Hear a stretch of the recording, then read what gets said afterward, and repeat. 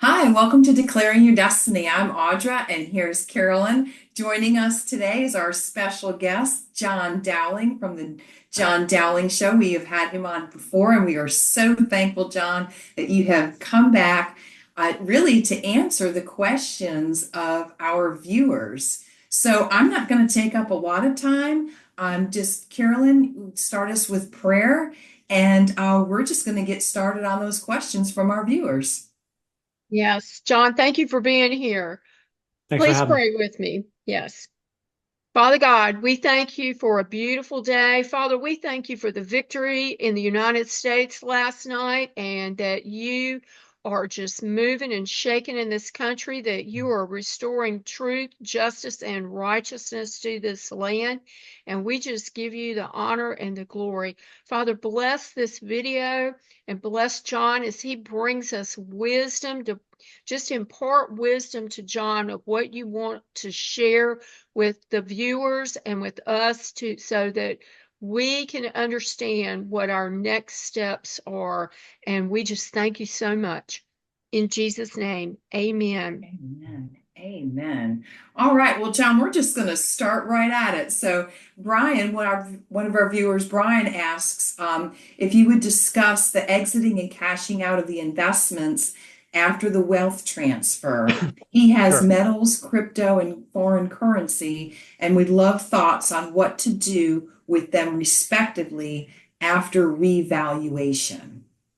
So let's start at the top. I have to cover a few things, Audra, before I get into that, and I'll happily address that. First of all, Oh, I want to sorry. thank.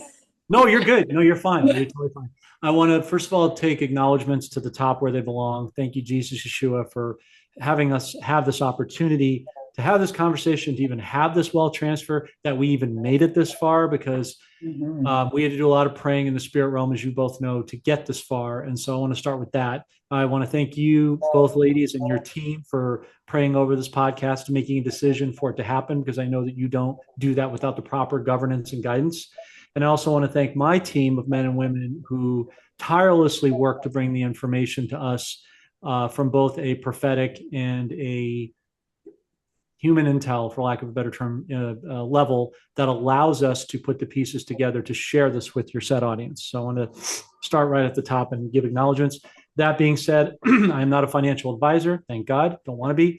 Does not constitute as financial advice. I'm just giving you good information that you all have to use for your own discernmental authority and ability. Self-governance is the key. We're going to talk about that a lot today.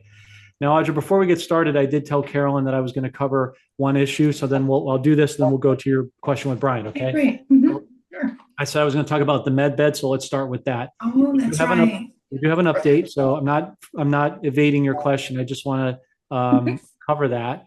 So let me know if you both can see, or when you can see this. You should see it Yes. momentarily. Yes. So we have an update from my friend Jerry, the Marine. That's his code name. Anybody who's in the military knows what that's about, having code names. He has direct relationships with Walter Reed. We talked about that on our last podcast. And so I asked him for today, hey, do you have any updates on when we're going to be in a med bed? And what he told us is that the med beds are going to be starting in military hospitals to begin with, like Walter Reed and many, many others across the country and the whole world, depending where you live and are watching this. Excuse me. And then President Trump, basically, there was a lot of med beds out in these hallways, so they confiscated them from the bad guys, so the bad guys couldn't get a hold of them and manipulate them and hijack them. So he's got them quarantined. They're already in a lot of commercial hospitals throughout the country that the public would go to, but they're in back rooms being preserved. The military is waiting for President Trump as the commander in chief, now becoming president elect again, to give the signal for the public. So we will start in military centers, hospitals, then migrate over to actual commercial hospitals grades, and they will replace the other technology. I'm told sometime first quarter of next year, to be conservative. Could be sooner, but I'm going to go under promise and over deliver. Say the first quarter next year to be safe. The picture is to symbolize what I have been told the med beds actually look like. You can see the chamber. It's very wide and very deep. It's mostly in comprising of silver. You can see these glass encasements. So when they enclose on the individual, they're high and deep. So they use light and frequency therapy that helps with antibacterial properties, and they also help for anti-claustrophobic, because I get claustrophobic being tall in small spaces. I'm sure some others do as well. So they've thoughtfully engineered these med beds with that in mind to mitigate that. So they'll be high and deep, so that pretty much anybody of any height or weight can get in them without any constriction issues. And I want to correct the statement that I said in the last one when I was talking about the cells that control your aging. It is, in fact, telomeres. So I want to correct that. So this is what we have been told is an accurate depiction of what they look like. No, it's not just sci-fi, as somebody said. Yes, they showed them in the movie Elysium in 2012 with Chris Evans and all that, but that's because it's predictive programming to what they actually are. So this is a good sample of what they will look like. Okay.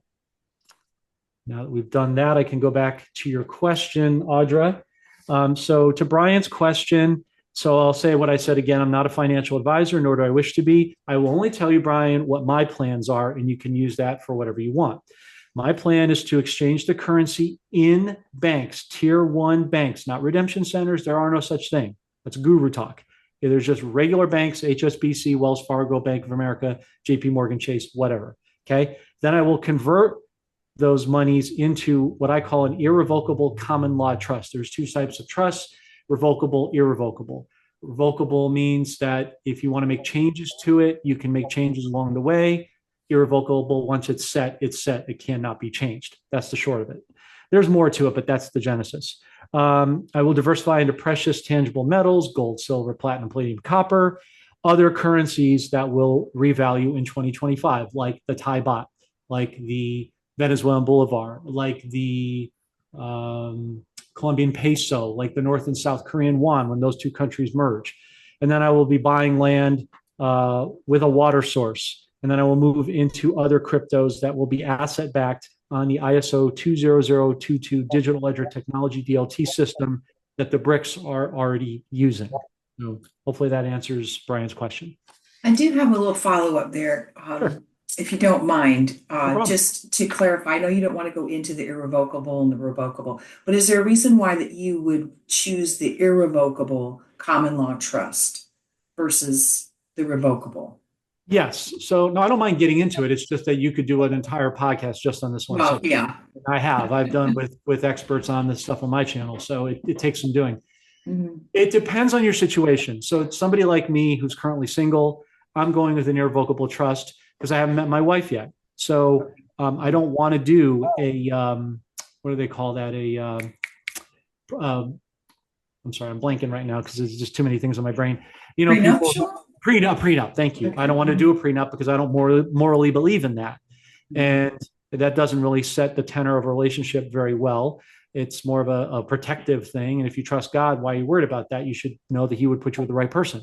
So an irrevocable trust for me works well because I'm going to get that house, I'm going to get that land before I meet her. And since I don't know when that's going to be, I've set a foundation. Then when I meet her, you know, we do it together. I can always amend that with beneficiaries and trustees versus, you know, two of you ladies who are married. And let's say you're going to be buying property, you're going to be getting a revocable trust.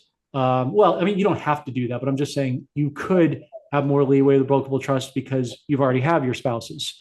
So you're not worried about those marriages going south. But there are a lot of people we talked about last time, Carolyn, when you and I did our first show in whatever, August, September, that we're in a season of the wheat from the tares. So we're having a lot of marriages that are not equally yoked, you know, being attritioned off now. So people have to make that decision, Audra, based on where they are in their life.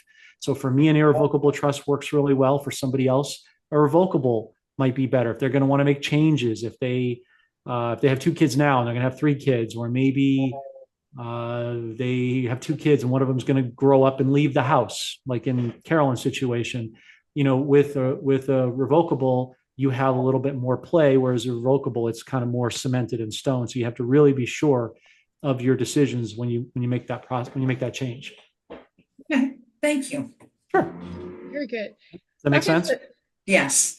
Okay. So, John, Sandy asked, when the Iraqi dinar happens, where do we cash them in? And where should we go to keep the money to protect it for God's kingdom and for our survival? And also, that be the same for our silver. And does it matter when you bought the dinor? Because most of us new investors had just purchased dinor notes. Right. So as I talk to you ladies both offline, a lot of these questions kind of kitty corner each other because it's a similar narrative. So I may be repeating myself. So folks, just bear with me on that. Hi, Sandy. Thanks for the question. Once again, as I answered before for Brian, you're going to go to a tier one bank, Wells Fargo, Chase, Bank of America, HSBC, something like that, US Bank, depending where you live in America, that is wholly designed. It's going to be a wealth management center. So you'll want to be looking for these major banks that have a placard that say wealth management advisors. Those are the people that are going to be tasked with exchanging the currencies. I believe you should hold your precious metals on your person or in a vault that's in a private possession that you control and oversee it. In other words, don't put that in a safety deposit box because by law, once the banks have it, they have possession of it. And there's been problems in the past with banks not wanting to give those safety deposit boxes using that manipulation of language to their advantage. No, it doesn't matter when you bought it, as long as it was after October 2003. That's when there was Saddam Hussein, who was the previous decades ago leader of Iraq. Once he was killed, those notes went out of circulation and are now collector's items. So just if you've been in this new, it doesn't apply to you anyway. You'd have to be a grizzled vet like me in this for a long time to even know about that. So for your purposes, it doesn't really apply to you. You can put your blessings, as I said, into a common law trust. If you're concerned with bigger banks, you can do it in small community banks or locally owned banks like farmers banks, particularly with what President Trump is doing with the farmers, aka Nasara. That's going to be a good place. I always look for banks that have been around 25 plus years, that have a good standing. They have as little debt as possible. They're community owned. Look for banks that might flag checks over $10,000 and call on them like old school. That's kind of a good sign. Banks that, have held up and have really good ratings with Yelp or Better Business Bureau. But I would change the word, Sandy, from survival to thrival. Your silver is going to be used along with cash to help you maintain the rocky transition from the old system to the new. And then all of your currencies will be used to help you thrive. So we really have to be careful of our words, because what our words are give life. Proverbs 23:6 is a man thinketh, so he becomes. So language becomes, as you both know, key. So think in more of a wealth and abundance mindset away from the survival mindset. Although I understand it, let's start to change that language now to get ready to welcome in the new change. Okay. And real quick, John, you mentioned farmers banks. What about credit unions? Yeah, credit unions are viable. It just depends. You just want to do your research. Again, how long they've been in business. Right. Are they federally owned? How much debt do they owe to the government? If none or very little, that's a good sign. Are they participating in FedNow or central bank digital currency? You want to make sure of that. You don't want to be dealing with any of that. Banks that are as autonomous and self-sufficient as possible. My point is really the key. Whether it's credit unions or farmers-oriented banks or steel union worker banks, that type of thing, affiliation banks. Right, because like a credit union that I'm very familiar with is member-owned. So that would probably be more likely similar to what you're talking about the farmers banks. That's right. Yeah, that's right. Okay. Good question. Okay. Thank you.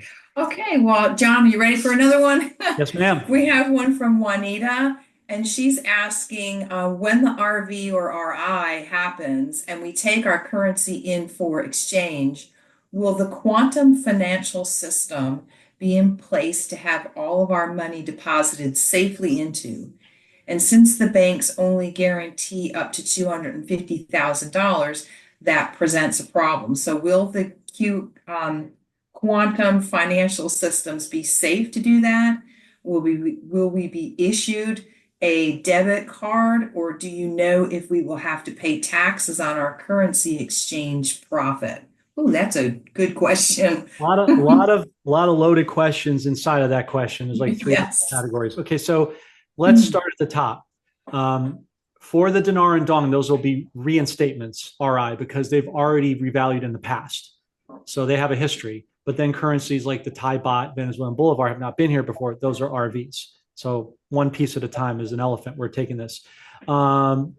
Will the quantum financial system is already in place? It's been in place behind the scenes for years. I've talked to, I want you ladies to remember this comment because I want you to ask me about it later in the podcast. I have talked to both wealth managers and private bankers. I'm going to talk about why that's important later on. And they've all privately admitted to me, the ones I've talked to, maybe about 5 of them in total, that the system's been in place for 6 years. They've been running it. They test this stuff. They're not winging it. You can't change the entire world's financial system and just do it in one day. It has to be run and run and run. Anybody who runs CIOs, who are chief information officers or chief technical officers, will tell you that with their software. So the QFS is already in place, so it's good to go. Banks, here's the thing that people think, because they see the FDIC logo, Federal Deposit Insurance Corporation, they assume because the banks tell them that it's secure for $250,000. It is not. At best, it's $100,000 because of all the fractional reserve banking that's done in banks. In other words, you take $1, they then loan that out to somebody else and loan that out to somebody else. And pretty soon you have inflation, and you know you have inflation because you see the cost of gas and groceries is all you need to know, right? We've talked about that. So if you went into a bank, and if you ladies have ever gone to a bank and you've seen somebody say, hey, I want $5,000 or $10,000 in cash, that poses a problem because a lot of the banks don't even have that much cash in their system. They have to either vault it out, or maybe they'll say, hey, we'll give you $2,000 today, come back tomorrow for the rest. Right. And so that gives you an indication they don't even have $100,000 to cover. So what we tell people is, I wouldn't have any more right now than you have to have in banks, particularly tier 1 banks. I wouldn't even have more than $3,000 in them. That's never mind 75,000 or 100,000. That's why we suggest going the other way. Having multiple banks is a good thing, right? Because common sense. Here's a good strategy that I'm using that you all can use. I would have at least 5 banks. One for your bills, what's left of that. One for your discretionary fund, your fund money. One for your legacy, which you're going to bequeath. One for your kingdom/humanitarian projects, and one for your streams of income. Because remember, Solomon in the Bible said you should have at least 7 to 8 streams of income, right, Carolyn? I believe that's biblical, if I'm not mistaken. So I'm just making sure for accuracy. So having that diversification lowers your risk. So that gets you around the $250,000 or $100,000 secure issue. But again, that's from the old Federal Reserve System, which has already been baked into the Treasury 4 years ago under President Trump during, quote, COVID. So you're kind of mixing streams, Juanita, with that question, because you can't mix the old wineskins with the new wineskins. So with that in mind, the QFS nullifies the need for any FDIC protection, you see. So yes, the QFS will be safe to do that. But again, self-govern, don't rely on other people, take it upon yourself and just diversify your banks like you would your investments. Will we be issued a QFS card? I've heard that we will be issued a debit card, yes, at the time of exchange. I've also heard that we can get somewhere between $5,000 and $15,000 of accessible cash in the new U.S. note to have on hand. You don't want to carry a lot of cash because you make yourself a target. Why do that, right? Most of that money is going to be going into that account or a number of accounts. You're not walking away with millions in cash because I just told you you don't have it. So it's going to be digital. So yes, you will have a debit card is what we're understanding, or some type of card that you can access monies immediately as they process into said account.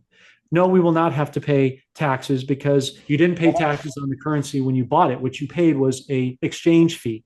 That's the cost of doing business with whatever place you bought the currency, dealer or otherwise. The global tax treaty that was established over 10 years ago decided that all 209 countries would not be paying taxes, as essentially that would create what's called a lottery tax. If you win a lottery today, you're usually paying somewhere between, I think, 50 to 60%. And that would nullify the entire point of this, because what do people do when they get taxed? They don't spend money in the economy. They try to find a tax shelter or someplace to offset it. So that would really hurt the GDP of every respective country. So they decided, as there is no congressional legislation to create taxes for this, it's a non-taxable event.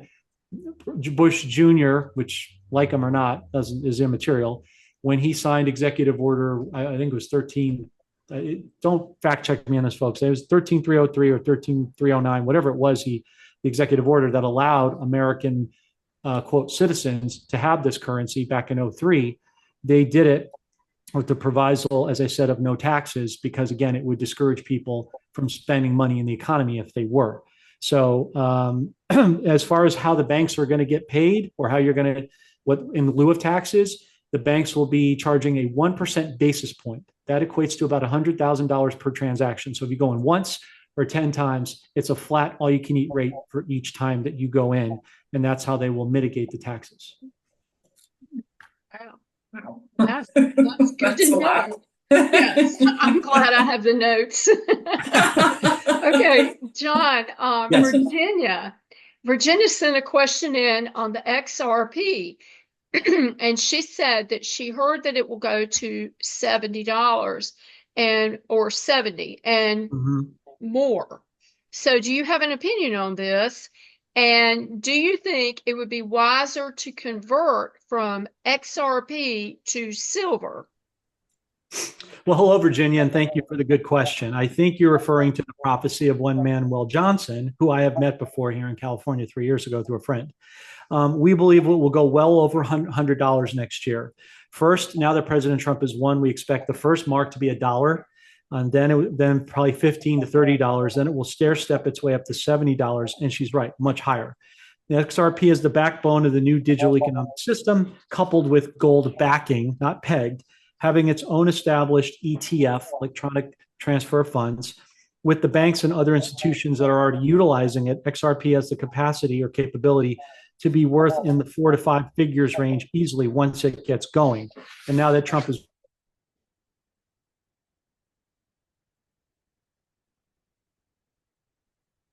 slowing down our wealth transfer, he now knows that his writing is on the wall. So we expect him to step down before January in disgrace. I would keep the cryptos and metals a separate topic. I wouldn't mix those streams. They're two different issues. But remember, if you're buying XDC, that's heavily supported by silver. So by owning XDC, you're owning silver. So what you want to do is, in my opinion, is keep your physical metals on your person, as I said earlier, and having your cryptos in a safe wallet. Razor is good. Descent, D''CENT is a good wallet. It has a 24-word encryption. Do not give your password to anyone. That's how people do that. And you're going to get hacked. Don't do that. And it also has a fingerprint encryption. So you have 2 levels of, like, emails have a 2-step encryption system. Similarly, these cryptos will have the same with these respective wallets. And then you keep that wallet on your own person in a safe. I might recommend putting in what's called a Faraday bag. It's an electromagnetic bag that guards against EMPs and cyber attacks so that it doesn't fry your crypto wallet, which is nothing more than a hard drive. It's a portable hard drive. So keep those two worlds separate, the metals and the cryptos. Okay. So Brenda wanted to ask you, John, she's talking about the foreign currency IQD, and her question is: the redemption centers are Wells Fargo and JP Morgan good redemption centers, and do these banks charge fees for redemption and exchange into USD? And if so, how much or what percentage rate? And she also said she wanted to know what to expect when exchanging for the new IQD rate. Okay, well, this I'm gonna have to interpret what I think she means, not talking to her directly. But once again, as I said before, there are no redemption centers. They're just banks. You have a lot of these gurus who are putting out false information about 800 numbers and redemption centers, and you got to meet with an alien and all this other nonsense. It's absurd. No, I mean, this is unfortunately what's been going on for decades, and those people will be dealt with, by the way. I can promise you, they're not exchanging. Do not go to a hotel. Go to a very real bank, or again, a wealth management center. Yes, JP Morgan and Wells Fargo will be the primary ones. I don't like JP Morgan as far as I can throw them. And I'll tell you why, because I just read this book, Creature of Jekyll Island. It's War and Peace for Finance. It's over 600 pages. And if you knew what the Rothschilds and JP Morgan did to our country, you wouldn't want anything to do with them. So I detest them. But I'm dealing with Wells Fargo because they're not saints, but they're the least of the evils. They're the smallest of the worst, but they were the flagship bank for all the foreign currencies years ago. So I'm using them as a leapfrog. And then once I'm done with them, I'll be moving to community banks credit unions, things like that, as we discussed earlier. So they will work for the time being. They're a means to an end, and they're not the only ones to go to. As I said, Bank of America, HSBC, US Bank, depending on where you live, are viable as well. Once again, as far as the fees, 1% basis point, as we just said. I think if she's, and I don't know, I'm give me a little rope here, ladies. If she's asking about rates, we don't do dates and rates here. So I wouldn't even be concerned about that. I'm going to talk about that later. But I do want to tell her that, and I'm telling your audience, the real rate is in the private sector. It's in the Ministry of Planning. It's not in Forex. That is a programmed, controlled, suppressed rate. The problem is, Forbes and Yahoo Finance and Wall Street Journal and all these people are telling people, oh, the dinar is a scam because their Forex rate says this, but they're lying because they're not telling people what I just told you. And if that were true, why is Iraq right now working to come back to the international stage? Why did Soudani go to meet over the weekend with Erdogan, Prime Minister of Turkey, to make an oil and water deal?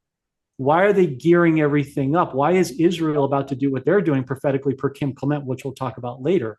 So there's a lot of lies and disinformation to create people. They don't want people to become wealthy. They especially don't want us as God's giving Christian conservative people to be wealthy. They will do anything they can, that's the enemy, to throw it off. This was supposed to be for the military, and then it leaked out. And then when Bush's executive order I mentioned earlier, it got out to the public, it went viral. And so they're trying to contain collateral damage to minimize as much as possible. So just do not focus on anything you see as far as the Forex currently. But as far as the rate goes, I will simply say this. If God can trust you, if he can really trust you, not what you tell people, not what your family thinks, but what God knows, what you're hiding in the heart, right? Then you'll be more than satisfied with the rate of return, I can assure you. Wow, that's really good information, John. Thank you. Welcome. So Sheila asked, she's wondering about a financial institution that is gold backed. Is there such a thing? Excuse me, I had to do a Carolyn moment with water. watching your podcast all week going, yeah, I do that. As I am human, last I checked. Yeah, that's actually an interesting question. So here's how I'm going to answer that. All the remaining banks, when I say remaining banks, because we're going to see a fallout, we believe Bank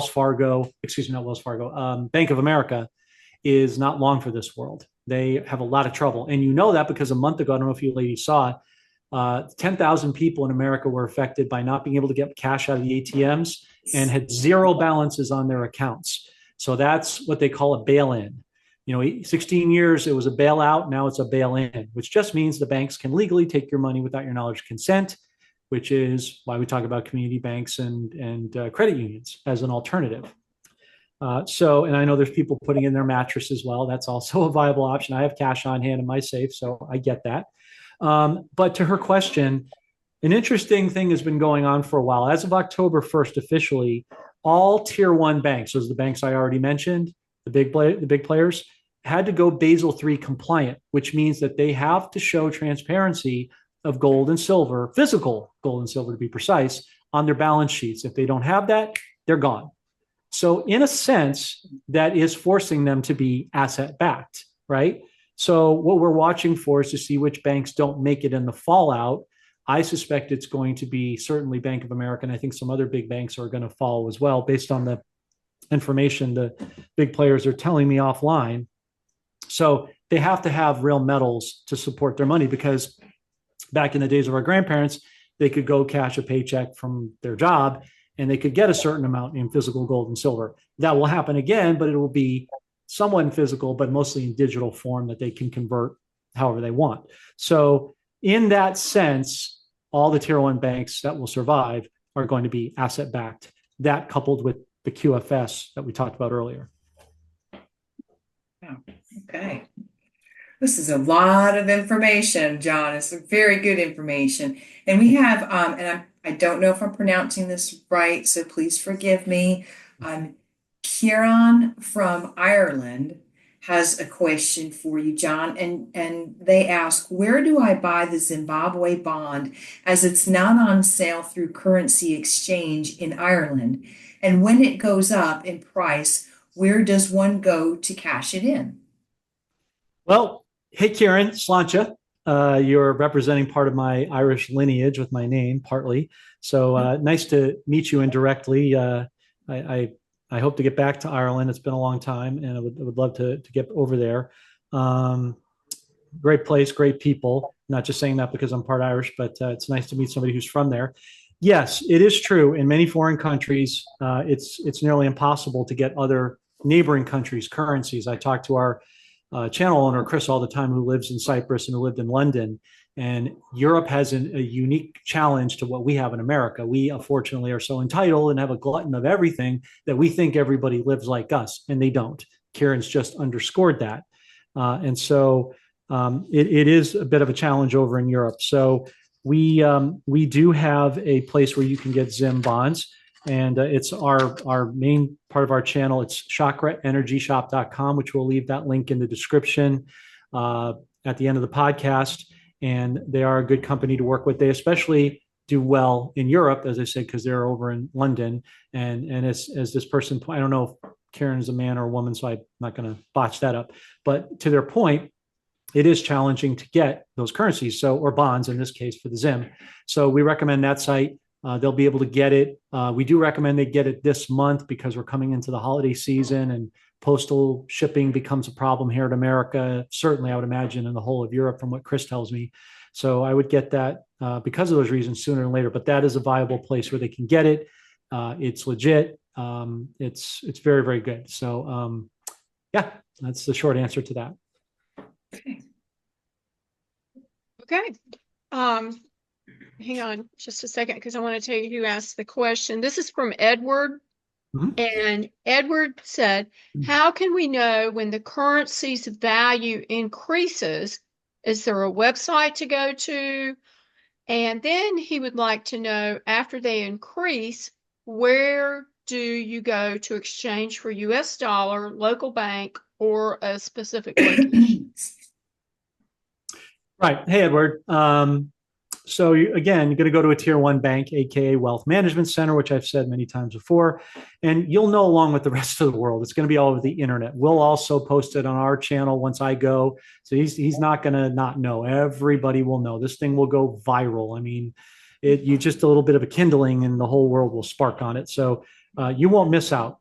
There is a place that Edward, if you want, and everybody, I should say, not just Edward, but specifically to his question, he can check. I just told you that Forex right now does not have the real rate, but once Iraq comes back on the international stage and the real rate that's in the private sector Ministry of Planning comes out, that will make its way to the Forex once the public goes to exchange.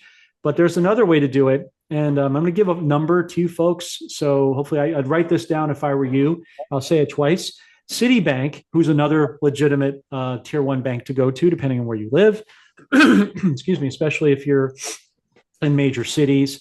Citibank has a foreign currency exchange hotline that you can call for all the currencies, all 209 of them. And that number is 1-800-756-7050. Again, 800-756-7050. It's a 24-hour automated hotline for real-time updates. It'll say to you, type the first three letters of the country you want to inquire. So for Iraq, IRA, and it'll come up and it will tell you what the rate is at that given time. So you would just check that as needed, and you'll know in real time when it's ready to go. Awesome. That's fantastic. Okay. Then we have another question here from Chris. Because Craig had the same question that you just answered, John. So we're going to go on to what Chris asks. And he's asking, is the Zimbabwe bond the same thing as the Zimbabwe dollar? And if not, please help me to understand the difference. And where can I buy it from? I don't see it listed on the Exchange of America.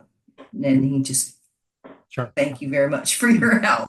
You're welcome, Chris. I'm hoping I'm helping. Yeah, they're not the same thing. The Zig dollar is the new gold-backed currency along with the gold coin that Zimbabwe has adopted. The Zim bonds are separate.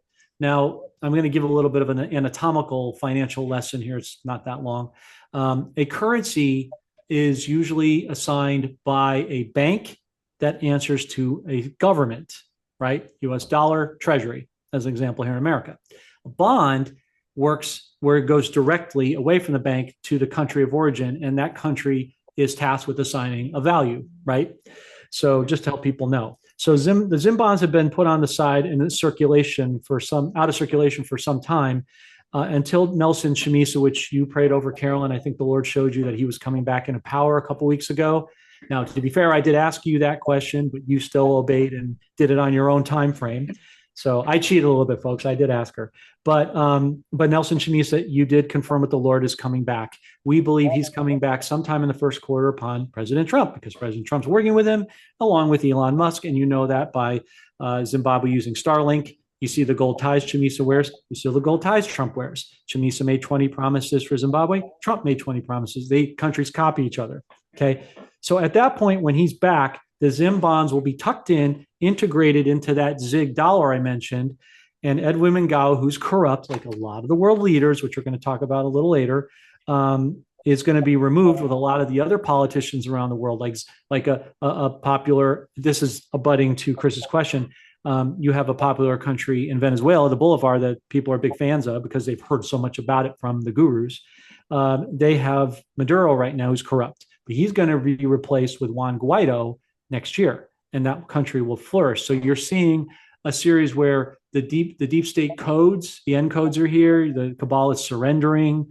You're seeing resignations happen. You're seeing deaths happen. God is stepping down the time of the corrupt leadership, and he's bringing in the right godly leadership like Nelson Chamisa. So that's the difference between the Zim bonds and the ZIG dollar coin.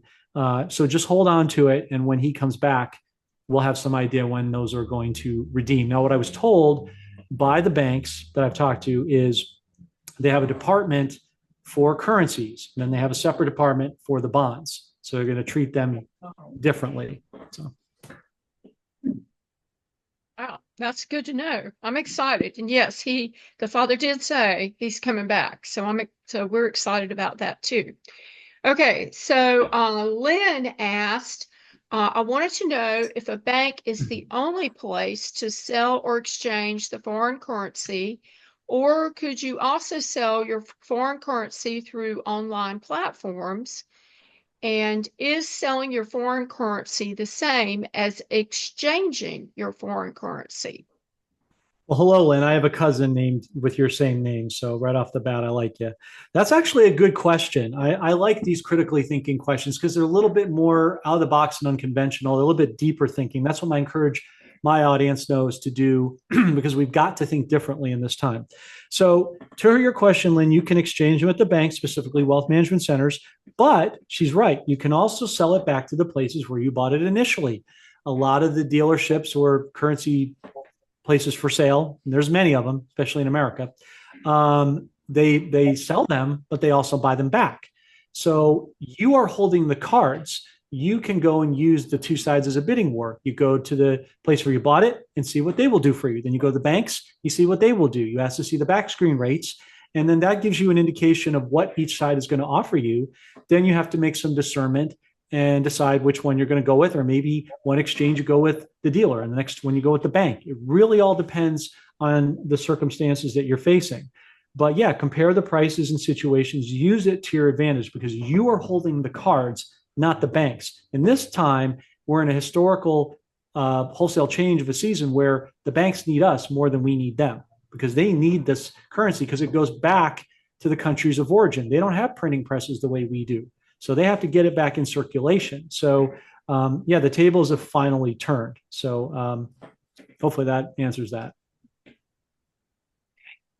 Another one from Kim. This is a long one. So when the reevaluation happens, where is the safest place to redeem the foreign currency?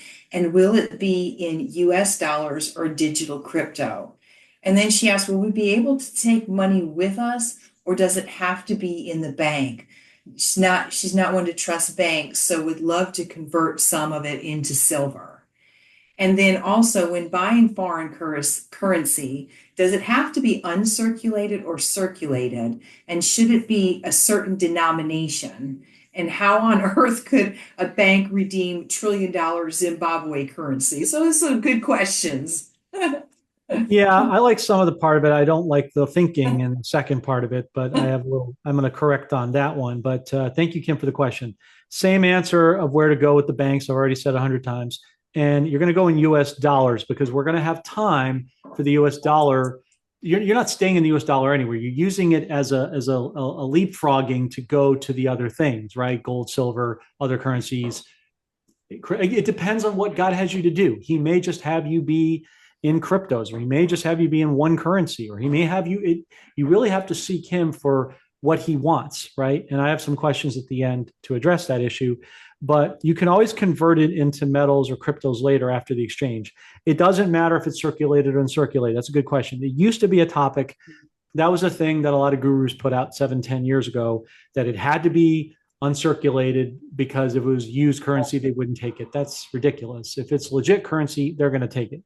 All you need to concern yourself with is that you verify the currency. And the way that you do that is very simple. Okay. It's called a UV blacklight. I didn't have a chance to grab it on my safe. I apologize. But all you got to do is go to Amazon or eBay and you type up currency blacklight, right? You can say foreign currency blacklight and you'll have a bevy of options. The range is usually about $15 to $30. Years ago, when I bought my currencies or bonds, if you bought enough of it with some of these places, they would give you a free black light. It's like $18. And I got it. And it makes all the difference in your life. You just go into a dark room. It takes 1 second. So you take an Iraq dinar, a $25,000 denomination note. You put it in a second, it will light up the $25,000 denomination. On the back of the rupiah, it lights the back up with all the watermarks and because a lot of these currencies have very elaborate features. On the Zim bonds, you'll note that all of them have yellow striations, like if you were testing a yellow indelible marker to make sure it has ink in it, it looks like random lines going throughout the back of the bond. And that's how you know it's legit. But don't be penny wise and pound foolish. Don't invest don't invest finances in these currencies and not take the diligence of getting a black light and ensuring that you have legitimate currency. Because if you think you're going to walk in with even one bad note and get away with an exchange, you will not. That's constituted as fraud, and they're not going to take kindly to that. As far as how could it possibly redeemed? You're thinking the wrong way, Kim, when it's concerning the Zim. They have a special department, as I said before, for the wealth management centers for exotic bonds. They will do a managed payout, as we understand, over the next 7 years because of the value and size of the scope of the Zim bonds. Zimbabwe absolutely has the gold to back them. I've told you that before in our podcast, Carolyn, before you and I and Audra met. They have, bar none, the most gold in the world. Anyone who's traveled there knows this. They have lush waterfalls. Yes, agro checks are also good. I get that all the time. Don't be concerned about the rate. They will be very, very good along with the Zim bond. I'll remind you, Kim, that they turned down China's offer in August to mine metals in Zimbabwe for $300 million. They said no, because they want to mine it themselves. That should give you some indication just how much gold they have and how they want to be sovereign on their own. They absolutely have the gold to back it. Chamis is coming back, and the banks are going to have a separate department. So they're going to do what's called a 7-year managed payout. Because it's so much, it'd be hard to ferret it at one time. So it was a very smart nationalistic decision they made to go away from China, who would want to robber baron if they could. So people are thinking and lack too much in this community. They need to start changing their mindset into abundance. Just because we've never been here before doesn't mean that we can't get here now. So that's kind of a lack mindset question there, but there's the answer to that. Yeah. I'm sorry. I had myself on mute. I had a little background noise going on in the house. Very good.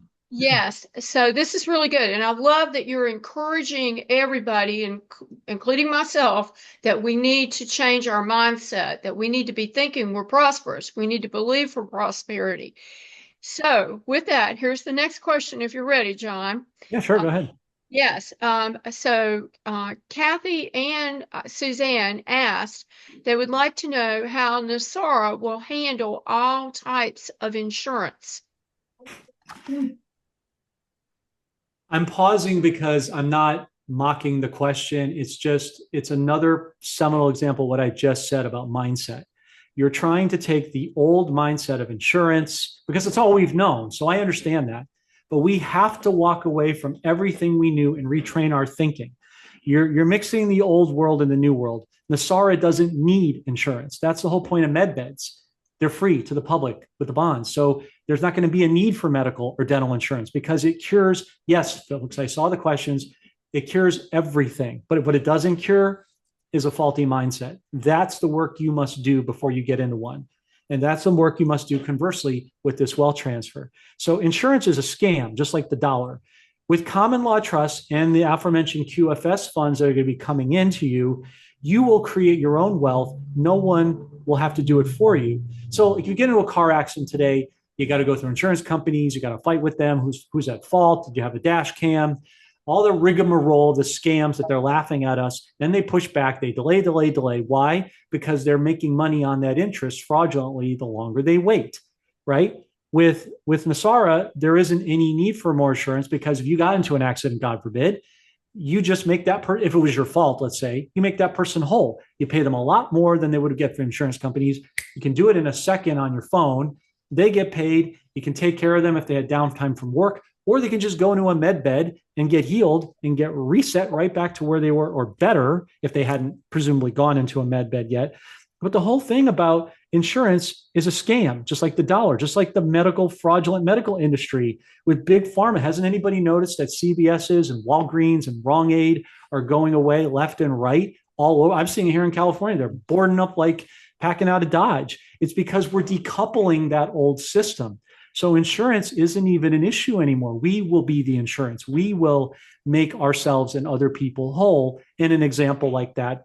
In a car accident. We have a weekly report on our weekly wrap up my audience knows about, and we talk about every week the deaths and resignations, the layoffs, the firings, the people going to prison for human trafficking, all these different things, because we're trying to show you it's the change of the old guard.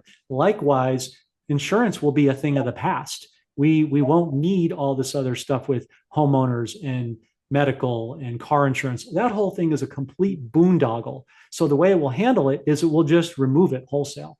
I'm sure a lot of people will be very happy about that. Well, we all will. We all will be. Absolutely. The insurance companies won't be, but we certainly will. Well, I don't care too much about them, but yeah. That's right. So I have a question from Ernest, and he asks if you, John, could give him at least 3 reputable names for buying silver and zig and dong and dinar. And if you could speak to the process of how and where to begin the exchange when the time comes for revaluation. I know you've answered that question already, and I've heard that you cannot go into any bank and the process. Oh, Ernest has heard that he cannot go to any bank and the process will be difficult. No, we know that. Laughable. That's comical to me. Now, before we get into that, I know Kim asked about the black light. I apologize, Kim. I didn't have time to grab it on my safe. But again, if you go to Amazon or eBay, any of those places, just type in currency UV black light. You ladies can do it now if you want. You will see a bevy of options. It's between usually $15 to $30. I usually recommend getting the middle one, $25, just to be safe. It's wholly designed for currencies, and you just pop it in there in a dark room, and within a second, you will know if what you have is legit or not. Now, to Ernest's question, okay, for precious metals, we recommend a couple different companies. We have great relationships with Miles Franklin and Birch Gold, who's a new affiliate. Donald Trump Jr. works with them, so the Trump family is endorsing them. For currencies and bonds, we recommend our inside relationship, chakraenergyshop.com. What you heard about not exchanging the bank being difficult, complete lie and guru nonsense. Do not go anywhere other than a tier 1 major bank. Again, a wealth management center. Gurus constantly lie and make up this process seem difficult. Why? Because they want you to go through them. They're trying to control the stream of information. That's how you know. Anybody who tells you, oh, if you don't go to this group and you don't do it here, you won't exchange. Really? Tell that to the Treasury Department and the major banks, and good luck with that. Let's see how that works. How are they going to get a better rate than the Treasury Department? Ain't going to happen. So they want you depending on them. It's a very simple process. Let's use some critical thinking, folks, like Ernest. Why would the banks make it difficult to do business with? Don't they want you to go there? They're going to make it as easy as possible to work with them. Not hard, because why would you work with them otherwise? That doesn't make any sense. So you're going to go to a wealth management center.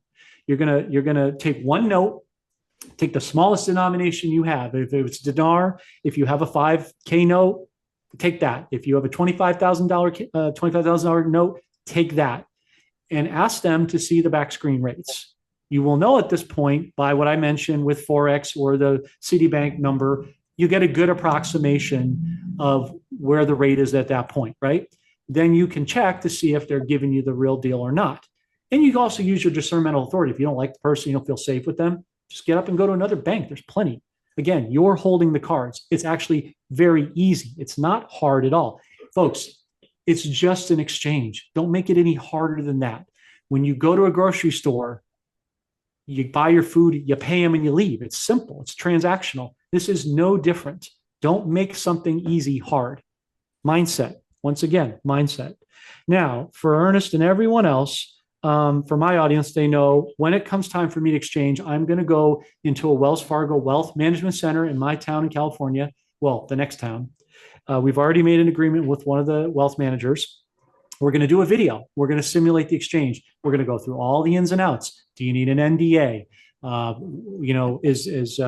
there taxes? Are there this or that? And we're going to, same things we're talking about, I'm going to do there. And you're going to hear it from him, not from me. And you'll see how ridiculously easy that it really is.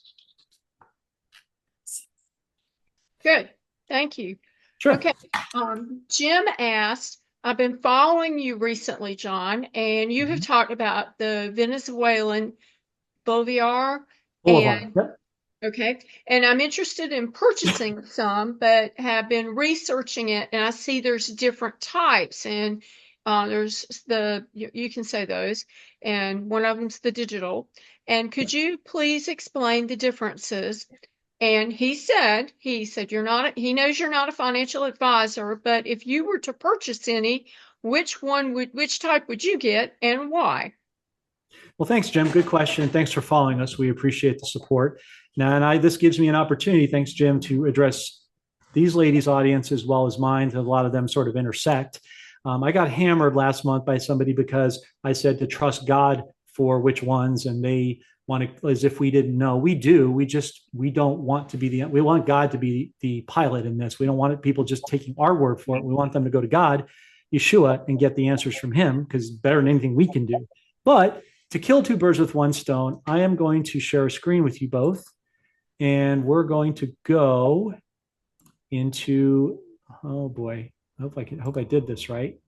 Let me see here. Okay, hold on one second. Let me know when you ladies can see this. Mm-hmm. Okay, so let's talk a little bit about the Bolivar, its origins. The name Bolivar is a combination of the Spanish words bole, meaning river, and var, meaning bank. It translates to riverbank. As Venezuela has Basque origins, it is a Castilianized form of the name Bolivar, which comes from the Basque word bolu, meaning millie, and ibar, meaning meadow, riverbank, valley. So a river of funds. A monetary unit, Bolivar, is the name for basic monetary unit of Venezuela, equal to 100 centimos. The name Bolivar became widely recognized and respected after the life of Simón Bolivar, a Venezuelan military and political leader who helped liberate several South American countries from Spanish rule in the early 19th century. Bolivar is known as El Libertor, or the liberator of America. The country of the Bolivar is named after him. So I just want to give a little quick history lesson on that to show that we did our homework. So we have three denominations for diversification. We like the fuerte, and the reason is because it's one of the highest denominations currently available. It will be the biggest return. And that doesn't mean that that's what you should get just because of like, oh, I'm going to be rich and greedy, so I'm just going to get the high ones like people do with Zimbabwe with 100 trillions. But if you're asking which is the most wealth rich, I guess you could say, that's our recommendation because of that. But, all the Soberano, the digitals are all good. I treat my philosophy on this, if he's asking me, is diversification, right? Like if you have precious metals, we always talk about having junk silver, right? It's 90% alloy. You can use that for everyday purchases when you're cash, if it should run out, God forbid. The coins are for, you could feed and clothe your family for a month, right? Your gold is strictly your wealth preservation. You want to touch that at all costs.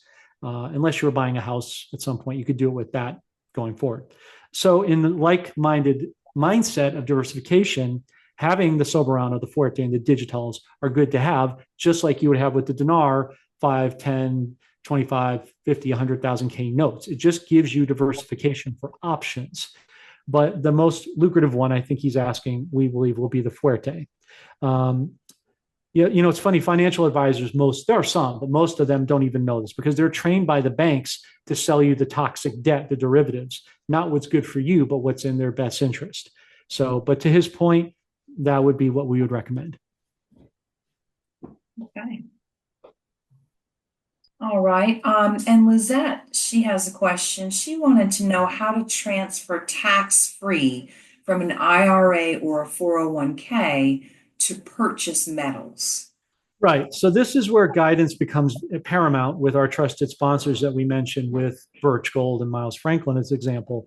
Both of these companies have been around for many years. They know the ins and outs to convert an IRA, a Roth IRA, 401k of different types without penalty or taxes in the conversion process, whether you've purchased it on your own or through a company. Often, many times people get a 401. I had a 401k in the late 90s when they were doing 4-to-1 matching. They're not doing that anymore, just like banks aren't giving you 10% interest. I don't even think you get 1/10 of 1% interest anymore. So it's pointless. So we would recommend going to them. They have the knowledge and the expertise to navigate you in that accord. We'll leave those links in the description as well for people to inquire further. I will say that timing is key, ladies, and to Lizette, hope I said that right, because one thing I know as a professional musician, where I am licensed, is timing. And we're about to have tomorrow, the 7th, the Fed is going to meet and do a rate cut. They're going to do a 25 basis point rate cut, 0.25%. And that sounds like a good thing, but it's not, because that drops the dollar's value further. So you're going to see more hyperinflation until Trump returns. And even then you're going to see it. So if you are thinking about liquidating in some capacity or all of your 401k into precious metals and whatnot, I recommend starting to do it now, because the cracks are really going to start to show November all the way into probably April next year. So. All right. So Rochelle asked, there's numerous Zimbabwe dollars and bonds, and which ones should we purchase and where's the best place to buy them? And where's the best place to exchange dinars, dongs, and bonds? The best place to get the most value for our silver without having to pay lots of charges or fees for testing and taxes. Sure. Thanks, Rochelle. Tier 1 banks and wealth management centers, I'm sorry to sound like a broken record, but it is what it is. Those are going to be the places. You have to do your own research and decide which ones to get as far as Zimbabwe. That's not our job to tell you that and decide for you. It's the same question as Jim's about which one for the Bolivar, right? A lot of people are jumping to the 50 trillion and 100 trillion for Zim because they think that's the most lucrative. And that's true, but the $1 billion notes are going to be just as good. So I'm going to answer that question along with other people's questions with questions I have for them towards the end, but I want to stay on topic for right now. I'm not saying that this person is, I'm talking to the whole of the audience here, mine and yours. Don't be concerned about greed or avariciousness. That's a FOMO mentality, fear of missing out. Just rely on what the Lord is telling you to get. You'll be more than happy. ShockerEnergyShop.com for the Zim bonds. As again, I said, especially in Europe, not everybody carries it. Not everyone is going to have the same or equal amounts of wealth, because not all of our tasks from the Lord are the same. What God has for you, Carolyn, is different. What he has for you, Audra, what he has for me, what he has for Lizette and everybody else. So it's a customized plan that God has for you. Treat it accordingly. Again, Miles or Birch Gold will give you the best value. Most of the states now are, I think it's like 42 or 45 states aren't even charging taxes. Even here in California, they're not charging taxes for metals purchases. So for the most part, that shouldn't even be an issue. They should be totally fine with not having to pay that when they go to get the most get the most return for their investment on the precious metals.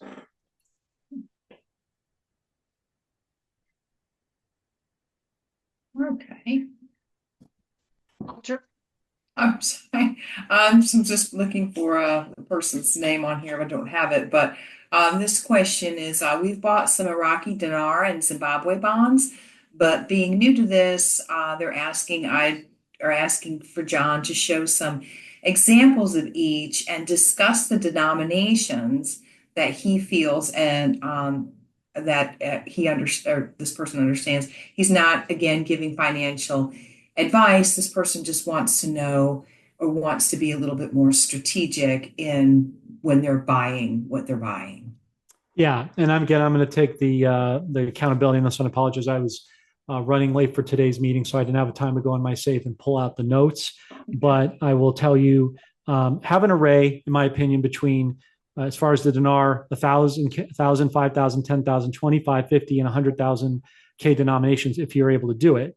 Go in the bank again with the smallest note and start a relationship. If the relationship and the rates are right and your discernment is good about the wealth manager, then come back and exchange once the rate is at its peak. We believe once it goes publicly, you're going to have 90 days to exchange based on historical replication. When Kuwaiti dinar exchanged in the early 90s, it was 90 days. So based on that history, you'll have 90 days. But we would say about the 30 to 45 day mark should hit the apex of what the dinar should be worth before it starts to fluctuate down to its eventual rate. Again, if you don't like that bank or that banker, just go to another bank. There'll be plenty of people to vie for your business. Now, what I do want to say, as I said I was going to talk about this, I want to cover it.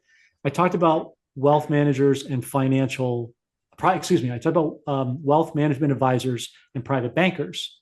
I didn't tell you what the difference was. Let's cover that in this discussion. This will be a bonus one for this person. So when you go to the bank, most people are going to be dealing with a wealth manager to exchange. I've said that a bunch of times. But what does that mean?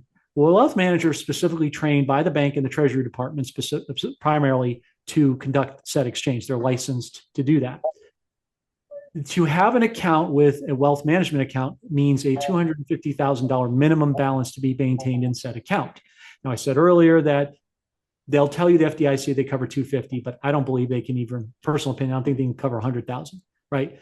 But that doesn't mean that when you open an account with 250 that you can't move it around. You can move it around. You could keep 250 and start to migrate it into other, credit unions, farmers types of banks, and private banks, basically, or publicly owned banks is what would be deemed as. You can start to move that money around, or you can move it into a trust. Because when you have that trust, the bank most banks are only going to ask you the trust creator and the names on the trustee. They really don't have by law the ability to ask you, depending on the state, too much other information. So that gives that trust a certain amount of protection and anonymity.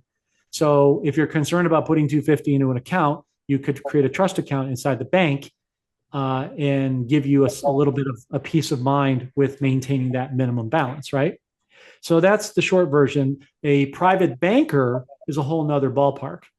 That's a $10 million minimum balance. And with that, that sounds like a lot of money, but I know you're going to laugh, but where we're headed, that's peanuts. But most people have never seen or heard that. So they think, oh, that's so much. And to some people it is. To some people, $1 million is a lot. That's fine. Some people, 10 million is. Some people, 100 million. Some people are $1 billion, which I'll ask questions to that point later. But with a private banker, it's a $10 million minimum.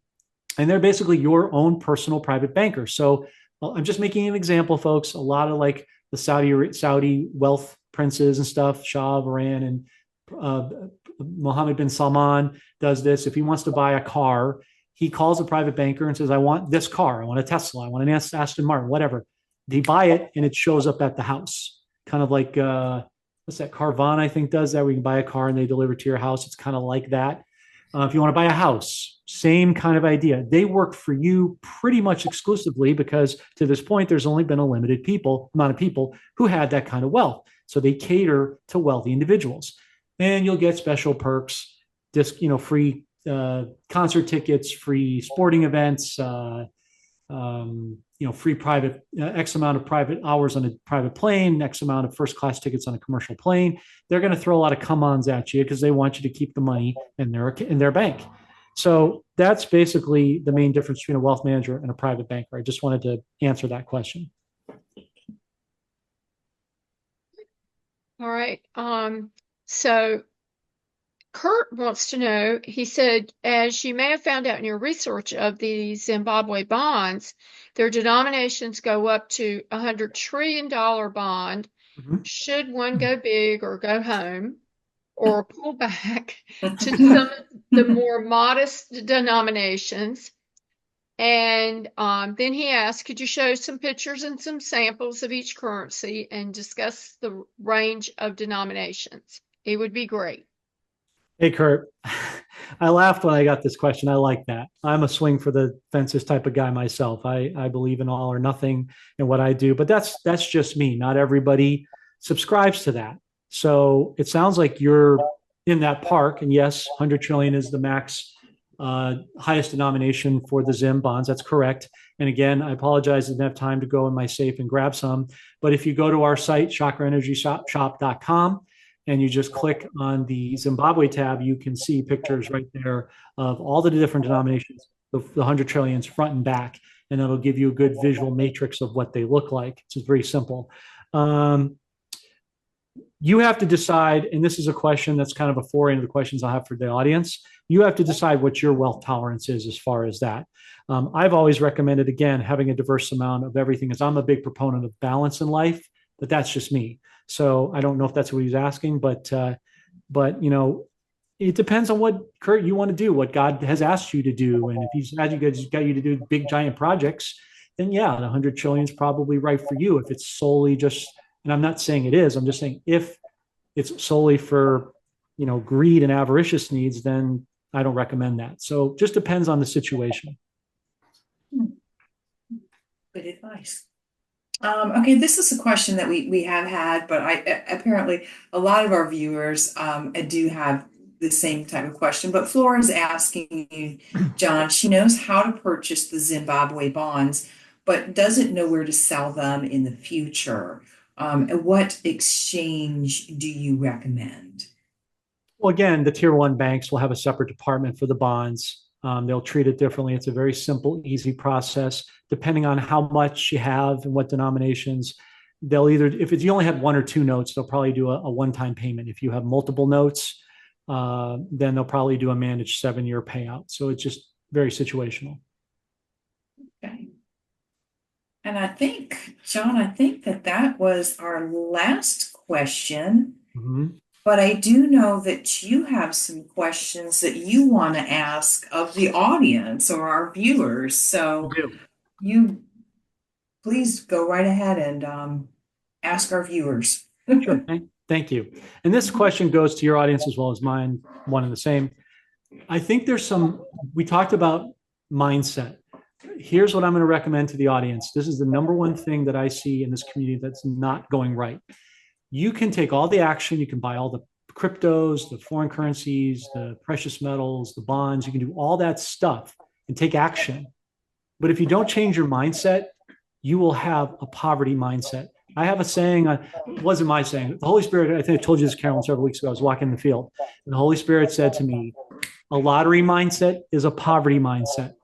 Let me say that again. A lottery mindset is a poverty mindset. If you're getting in this to get a big pot, and you're gonna do this, I'm gonna do this, and you know, my grandmother used to say your eyes are bigger than your stomach. You're gonna be broke in 2 or 3 years, and you're gonna wish you never had this. Mark my words. There are some people watching this right now who say, "Oh, that'll never happen to me." Yeah, it will. I guarantee you, there are gonna be people watch this who don't change their mindset, go in with fear and lack from the old world, and go into the new wineskins with the old mentality. Not gonna do well for you. You must change your mindset. Ladies, true or false? Doesn't the Bible say that we as believers, Christians, men and women, are kings and queens? Yes, Do kings and queens in those times live in poverty and squalor and rags? No. So why are we? Why are people calling themselves Christians and thinking like paupers? Yes, okay, you've been poor to this point. Let that go. You've got to let that go. Stop thinking like that stinking thinking. That'll get you in a lot of trouble. Which leads me to my questions. Number one, what is your wealth tolerance? As I said, to some, $1 million is a lot. To some, it's not. What can you handle? What does God want you to have or be able to handle? If you got $10 million tomorrow or a week, whatever, when you get it, have you given thought to how you're going to bless your family? I don't mean, oh, I'm going to give it to my mom, I'm going to give it to my cousins. Have you written out a list of the number? Because I have. I've done it with my family. I know most of my family's only made about $50,000 a year. If I gave them $25 million, I would flood the engine. I would blow their head out. They wouldn't be able to handle that. But if I give them 250,000 or 500,000, that's 5 to 10 years worth of salary. See, that's a mindset thing. You have to think bigger with the end in mind. Are you going to be a blessing or a curse to your family? And you have to do it as a one-time thing. Having the trust, by the way, means you didn't pay them. The trust did. So they don't even have to know who gave it to them. Never let the left hand know what the right hand's doing. It's number one. Number two, what's your legacy succession plan for your family, future generations, right? That kind of goes back to what we were just talking about. And I think the bigger question I have for people, and I've said it before, is part of the mindset, attitudinal change. Can God trust you? I mean, can he really trust you? Not, yeah, you can trust me. I don't care what you tell us or you tell your family. He's going to see what you're hiding, right? So if God can trust you, the sky's the limit. If he can't, the limit's the sky. So that's what I want your audience to be challenged to think about. That's a great way to end this presentation, because I think before people invest, they need to have the right mindset. Thank you, Jon. Such good wisdom. I have learned so much today. Jon, this has been totally awesome. Thank you so much. Well, you're welcome, but I'm not done. There's a couple more things I want to show you real quick, if that's okay. Okay, good. Yay. Yeah. This will support, this is my final thesis. So my shout out to my friend Brooke, who helped me create these PowerPoint presentations. They're just a couple of slides. I want to show your audience and you, because people say, well, we need a timeline or we need to see it visually, right? Like was asked before. So we understand that. So for a multitude of reasons, we created a timeline. So I'm going to show you one slide of what we said was going to happen that has now happened. I'm saying we as a team, and then the markers that we're looking for to go forward. So people have an idea what we're shooting for here. Okay. So here is, here's the first one. Let me know when you ladies can see that. Yeah, ready. So we said that gold needed to, we said this earlier this year in 2024. Let me preface it by this, folks. This year is about three key things. One, the wheat from the tare separating, unequally yoked, right? Relationships, marriages, the like. Two, vindication. I think we've been seeing that. And three, things that people said would never happen will happen. Like the person who thinks, how could the Zim bond actually get that high? And you're going to find out how that's going to happen. Gold needed to hit 2,000, we said. It did. It needed to stair step to 2,500 an ounce. It did. Here are the dates. 2,000 gold, December 14th last year. 2,500 gold, September 16th of this year. Having gold at 2,500 pre-ounce hurts the Western central banks and helps the BRICS nations dismantle the dollar. We just saw the BRICS meet in Russia about a week and a half ago, I think almost 2 weeks now tomorrow, and they came out with a unit. Notice that's got 6 zeros on it as well. And those zeros are going to come off. They're backed by 40% physical gold and a series of bonds. Just gave you a big hint right there if you're paying attention. Silver, we said, needed to hit $30 an ounce. It did that solidly last month, October 12th. It hurts the big banks when you short silver. Did you know, folks, every ounce of silver you buy, and I asked the banker about this to confirm, it shorts the banks $1 billion on their balance sheets. The Basel III compliance we talked about earlier. Massively important. You notice that central banks are buying gold hand over fist, but they're not talking about silver because they don't want you to know about it. Because gold is the money of kings, silver is the money of the people. So it empties the Western exchanges that manipulate the price of paper contracts. If you notice silver goes up and down, it's because they would paper it down with with paper, gold, and silver certificates. What that means is you're holding the paper certificate, they're holding the actual metals. You want it the other way around. Okay, we said that, or Kim Clement said, nothing, nothing, nothing, something, right? So let's do a little history lesson. In 2010, when Obama/Shortero came here in America illegally installed during the corporation and the cabal, He appointed a gentleman named, here you can't see, Nouri al-Maliki, bad guy.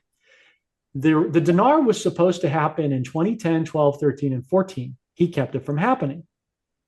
The Marine that I mentioned earlier about the med beds, by the way, nice tie-in, worked for the Department of Defense under 5 presidents. Obama was one of them.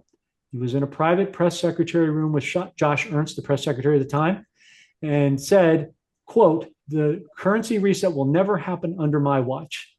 Enter Trump, everything changes, right? So Maliki is a bad and a good guy. You say, how can he be good? Well, I just told you how bad he is. But here's the thing, right? Genesis 50:20, what was meant for your harm will be used for good for the saving of all souls. So it's good for us because if he allowed the reset to happen 10, 12 years ago, we're not having this conversation today. And nobody who's asked questions would even have a shot of getting this. So God used somebody evil to extenuate the timelines to give the most amount of God's people a chance at the wealth transfer, right? Because he knows there's people who don't have dinar, don't have dong, don't know about the Zim, don't know about the Bolivar. This is going to go on and on and on. So this wealth transfer is going to go on for the remainder of Trump's term for the next 3-4 years. So we're going to have this season of raking in the harvest, right? So then you take the first guy, Haider al-Abadi, good guy, meant well, told the Iraqi citizens he would risk his life to bring this about. He didn't. He still feels badly about that. Some of us still believe he's been working with the current prime minister. And enters in Abdul Mahdi, a nothing burger, just wasted time. Then they brought in about a year later, trotted in Mustafa al-Kadhimi, another nothing burger. Now this guy, the nothing, something per Kim Clement, the late great Kim Clement. So you have Benny Wilson, shout out to Benny Wilson, a guy I got to know, the late great Benny Wilson, who was you love him or not, he had a lot of good information about this subject.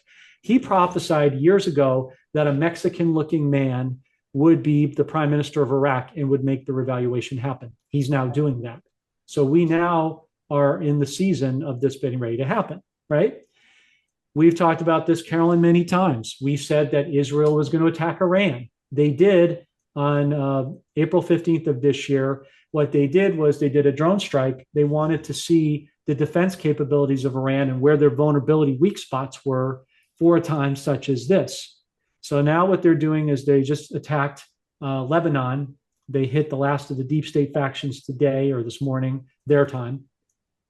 We are now that Trump has won, what we see happening is we see Iran doing their part in provoking Israel. Israel is then going to hit the secret nuclear power plants and missile sites. A cyber attack is not good enough. They have to hit the whole thing. You're going to see a lot of explosions. Everyone's eyes are going to be on Israel. Guess who they're not going to be on? Iraq. It will be, as Kim Clement said, a why now moment because nobody but us who knows what's going on sees it coming. God's in the details. We talked about the interest rate cuts. We said that everybody else was calling for a 25 basis point cut in October. We called 50. They did. They did a 50 basis point. We're not the only one who said it, but we stood on that. They did a 50 basis point. This helps to weaken the dollar index against the foreign currency market, right? The weaker the dollar does, the better other currencies do. That's what Forex is predicated upon, since somebody asked about that. So I'm going to stop here and I'm going to go to the next screen and show you what we now see that needs to take place. Okay. So we are looking at gold hitting 3,000 by the end of this year and silver around 45 to 50 at the end of the year. We talked about the marks that already happened. Okay. We see after Israel hits the power plants of Iran, and what we just discussed, the next move is going to be China doing a short 2-day invasion. The fake news beast media, cabal media, is going to make it look like World War III. But there were talks of wars or rumors of war, keyword or key phrase. That has to happen. What we're going to see is Putin finish off optically Ukraine.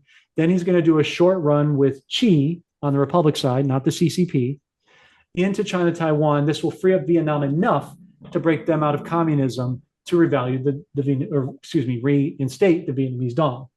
Now, you have to ask yourself a critical thinking question. Once Trump enters January 20th, what's one of the first things he's going to do? He's going to power up the military, right? He's going to rule with an iron fist. Do you think it would be in China, Taiwan, or China and Russia's best interest to attack Taiwan when he's back? No. You want to do it when the drawbridge is verbally down or perceived to be. So we see that happening this year. So boom, boom, boom. Okay. And then I'll show you a final video with what Kim Clement said about basically the dinar and dong, if you can read between the lines. Now, once President Trump is back January 20th, he gave you a big hint. You've both seen it. He said, we're going to have a massive celebration in America on Memorial Day of 2020, May 30th, 2025, all the way to the 4th of July, 2026. There's your Jubilee, Leviticus 25, 9 to 11 and 12, right?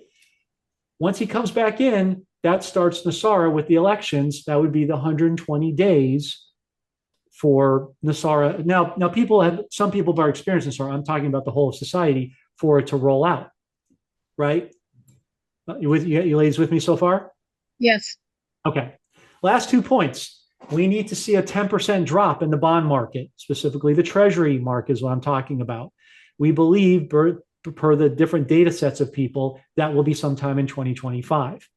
That is going to spike gold and silver. We believe silver will be somewhere in the $100 to $200 range next year, and gold will just go up from there. And this will continue, especially with BRICS backing their new currency, the unit, with gold.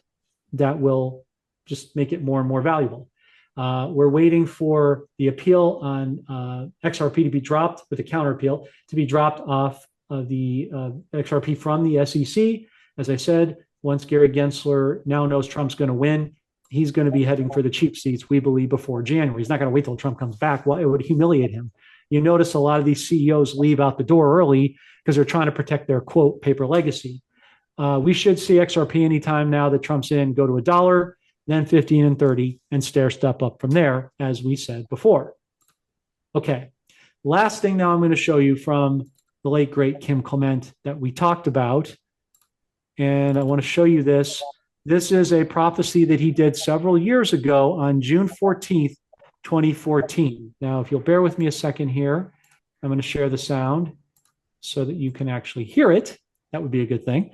And I went to the last 2 minutes, so just pay very close attention, ladies and everybody, to what he said into relation to what I just told you, okay? Here we go. Turn the volume up here. Summer, take it. For thus says the Lord, I will prosper my people. And during the fall there shall be many that shall fall, and many that shall rise from the dust.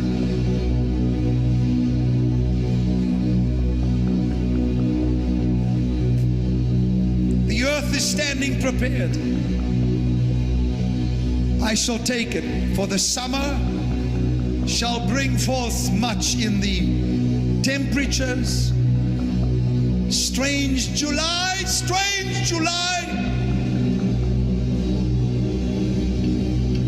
hypnotic November, and oh, Christmas, where winter shall say, and me, I will make them happy.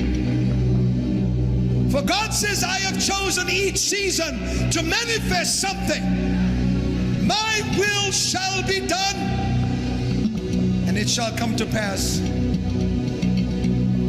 that I shall bring sign after sign, and in the fall, that which comes down is that which was able to be shaken, and I will build and release the resources, and in the fall will show you whom I have chosen to pray for and guide this nation. You shall rejoice, for it is my man. It is my chosen David, says the Lord. Come on. Isn't that cool? Mm-hmm. Laid it right out. What happened in July? The assassination attempts on President Trump. Strange Yes. July. Hypnotic November. When we look at the elections, we're seeing states that we would never think would go red went red. You're going to see things this month that you never thought you'd see. The why now? So we're in the season. They will fall in the fall, and that means the dollar as well. It's exciting times. Very. Yes. Yeah. And we just, great I'm so thankful to you for answering, to taking the time to answer the questions, but I also want to thank our viewers as well, John, that they just, we asked, hey, what are some questions that you might have for John? And boy, they didn't hesitate 1 minute. They were on it and sending us questions. And so we really hope to our viewers that we've answered really a lot of the things that you were all, really had questions about. And we just can't thank you enough for taking the time, John, to explain this all to people, because it can be very confusing, a lot of people don't know that the exchanging is so easy to do, and what denominations to buy. It's awesome that you came here to help our viewers out, and even me and Carolyn. I'm sure, Carolyn, you've learned some things, because I know I certainly have. So we appreciate your time very much. Thank you. And I want to give all honor to the Lord and honor to the team that helped me put this together, because nobody does this alone. And again, if you're looking again for the bonds, currencies we talked about, we have a link in the description for that. And again, same with the precious metals. We definitely recommend, if you don't have any precious metals, get in that game as soon as you can. Just even a little amount. Silver's still relatively inexpensive. This is the time before it goes up. And again, 401k IRA conversions that was asked. Trust the professionals. Go to our links there. They're very knowledgeable, friendly. Mention my name that you referred by me. You will get what they call off-book pricing, kind of like off-the-menu pricing, and they'll just take care of you. They already do anyway, but they'll just take it to another level. Also, I don't normally do this, but we're not in normal times. Our team prayed about this a lot, and we have come up with something we think can be very beneficial to the communities right now. We came up with a personal coin of mine. Yes. And the reason I agreed to that is because I prayed about it and I said, God, I'm not really comfortable. I'm not much of a self-promoter, but it's not about me. Like this whole channel, I didn't want to do this channel. This was an act of obedience. I've told you that, Carolyn and Audra, respectively. We thought there's 3 reasons why we agreed to this. And that link will also be in the description in case anybody wants to do it. 1, commemorate this rare season we will never see again. I mean, this is a once in an eon, 2 eons. This hasn't happened since the time of Joseph, literally. And that was just Egypt and Israel. This is the whole world. 2, because we can pay it forward. So if somebody wants to buy this coin, they can do it for themselves. Or let's say they have enough silver, but they have somebody who's elderly or has disabilities and can work limited hours and doesn't have the means to do it, understandably, they can buy a coin as a humanitarian gift and give it to somebody and pay it forward. What we are doing on our side, ladies, which I'm going into this, later this month, Chris and I have a monthly podcast, kind of a channel maintenance kind of thing. And Chris is going to give me like 5 or 6 coins, and we're going to draw a hat from the raffle. So anybody buys one, goes in the raffle automatically, and it gets to be entered to win a coin. And the idea is to give it away to the people in most need, be solution oriented, right? Put your money where your mouth is. And the third and final part is when I have my guardians one day and they say, Dad, what did you do during this critical time? I can tell them, I can show them these videos, or I could just say, here's the legacy. This is what we did. It's part of a inheritance, a treasure, as I think Number says, a good man leaves a wealth inheritance to his children. That's a way to commemorate what we did. So that link will be there as well. Wow. Well, that is great. So you all get in on that for sure. You might win a coin. I love that, John. Thank you very You're much. welcome. That You're is welcome. wonderful. So, Audra, do we have anything else? Just like John said, we're going to put all John's information in the description box, everything about declaring your destiny, the daily 10, all of those kinds of things. That'll be in the description box for you too. And don't forget, on the daily 10, if you haven't been there, folks, we are trying to get up to our 2,000 viewers, and we're getting there, plugging away. So you check out the daily 10 when you have a chance to, and like and subscribe there too. Sorry, I had to put my little push in there too, John. Understandable. I promote you on my Telegram channel all the time. So we love it. Thank you, John. We appreciate it. Well, thank you all for joining us today. This has been so informative. We thank you, John, and we will see you soon. Don't forget, Jesus loves you and we love you. God bless. God bless.